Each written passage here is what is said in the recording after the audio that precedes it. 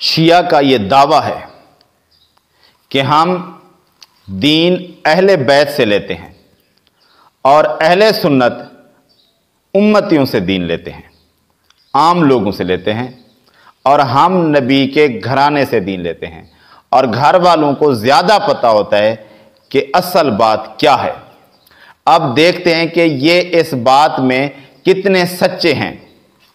کیا یہ دین گھر والوں سے لیتے ہیں یا کسی اور سے لیتے ہیں، اور اہل سنت اہل بیت سے دین کیوں نہیں لیتے؟ تو بات دراصل یہ ہے کہ شیعہ کا دین سرے سے نبی صلی اللہ علیہ وآلہ وسلم والا دین ہے ہی نہیں۔ کس طرح؟ اہل سنت کے پاس جو کتابیں ہیں، بخاری ہے، مسلم ہے، ابو داؤد، نسائی، ابن ماجہ یا باقی مسند احمد بن حنبل، کافی ساری حدیث کی کتابیں ہیں، ان میں کیا ہے کہ وہ سند کہاں تک پہنچاتے ہیں؟ نبی صلی اللہ علیہ وآلہ وسلم تک اپنی سند پہنچاتے ہیں۔ درمیان میں راوی ہیں، صحابہ کے ذریعے نبی صلی اللہ علیہ وآلہ وسلم تک پہنچتی ہیں۔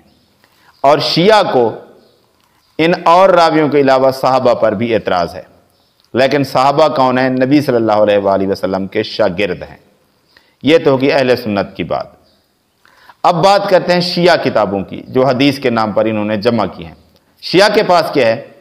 ان کے پاس نبی صلی اللہ علیہ وآلہ وسلم کی احادیث کے نام پر کچھ بھی نہیں ہے۔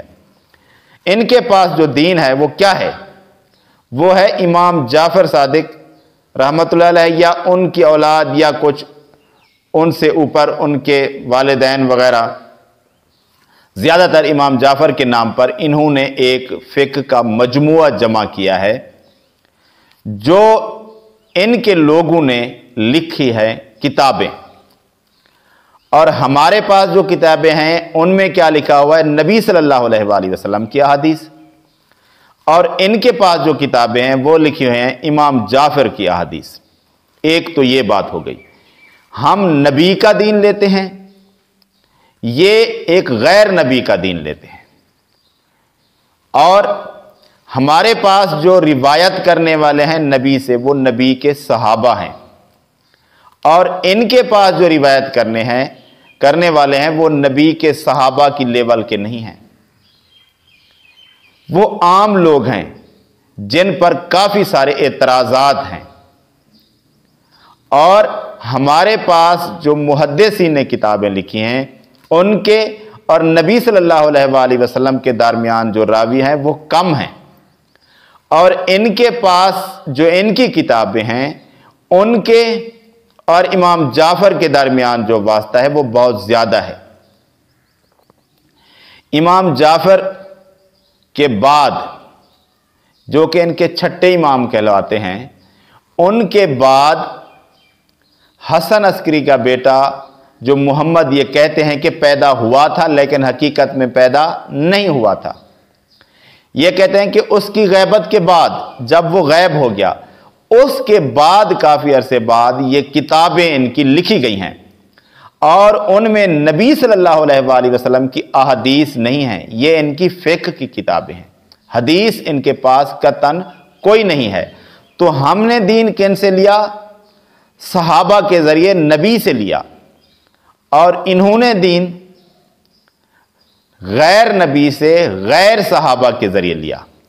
ہماری سند میں راوی بہت کم ہیں، درمیان میں سلسلہ سند جو ہے، ان کی سند میں جو راوی ہیں وہ بہت زیادہ ہیں۔ ہمارے پاس جو لوگ راوی ہیں مین صحابہ، ان کی گواہی قرآن مجید میں اللہ تبارک و تعالیٰ نے کافی جگہ پر دی ہے، اور ان کو رضی اللہ عنہم ورضوا عنہ کہا ہے۔ رضی اللہ عنہ ورضوا عنہم اللہ تبارک و تعالیٰ نے کہا ہے، ان کی گواہی کسی نے نہیں دی۔ تو ہمارے پاس جو دین ہے وہ نبی کا ہے، اور ان کے پاس جو دین ہے وہ غیر نبی کا ہے۔ تو ہم نبی سے دین لیتے ہیں، یہ غیر نبی سے لیتے ہیں۔ ان کا جو یہ شوشہ چھوڑا ہوا ہے کہ ہم اہل بیت سے دین لیتے ہیں، اور لوگوں کو یہی سمجھاتے ہیں کہ ہم نبی کا دین اہل بیت کے ذریعے لے رہے ہیں اور تم غیر اہل بیت کے ذریعے لو، حالانکہ اصل بات یہ نہیں ہے۔ یہ سرے سے نبی کا دین لے ہی نہیں رہے۔ ہاں کچھ روایات تھوڑی بہت مل جاتی ہیں ان کے پاس، ان کی کتابوں میں نبی صلی اللہ علیہ وآلہ وسلم سے، وہ آٹے میں نمک کے برابر ہیں۔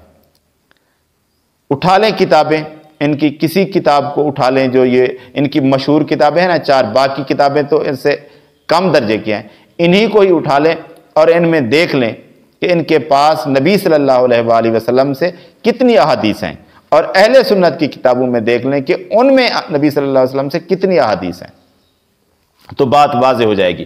تو اصل بات یہ ہے کہ ان کے پاس جو دین ہے وہ اہل بیت کی سنت سے نبی صلی اللہ علیہ وآلہ وسلم کا دین نہیں ہے، بلکہ بہت ہی عام گئے گزرے راویوں کے ذریعے وہ ان کے ائمہ کا دین ہے، نہ کہ دین اسلام نبی صلی اللہ علیہ وآلہ وسلم کا۔ ان کے ائمہ سے بھی ہم تو نہیں مانتے کہ یہ سندیں صحیح ہیں، لیکن یہ جہاں پہنچاتے ہیں امام جعفر تک پہنچاتے ہیں اپنے راویوں کے ذریعے، اور ہم جہاں پہنچاتے ہیں اپنے راویوں کے ذریعے دین نبی تک پہنچاتے ہیں۔ ہمارے پاس جو دین ہے وہ نبی والا ہے، ان کے پاس جو دین ہے وہ غیر نبی والا ہے۔ تو بات کس کی سچی ہوتی ہے؟ نبی کی۔ ہر کسی کی بات کو نبی کی بات پر پرکھا جائے گا، جس کی بات صحیح ہوگی اس کی بات کو لیا جائے گا، اور جب نبی کی بات ہے تو اس کو کسی کی بات پر پرکھا نہیں جائے گا۔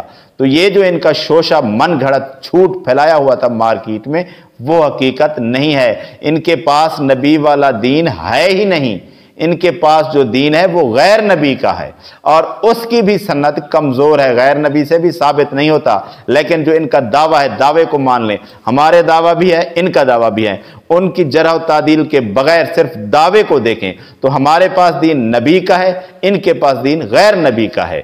ہمارے پاس جو راوی ہیں ان کی گواہی قرآن میں اللہ تبارک و تعالیٰ نے دیا، اور وہ نبی کے شاگرد ہیں، اور ان کے پاس جو راوی ہیں وہ غیر نبی کے شاگردوں کے شاگرد وغیرہ پتہ نہیں کیا ہیں، جن پر کافی ساری بحث ہے۔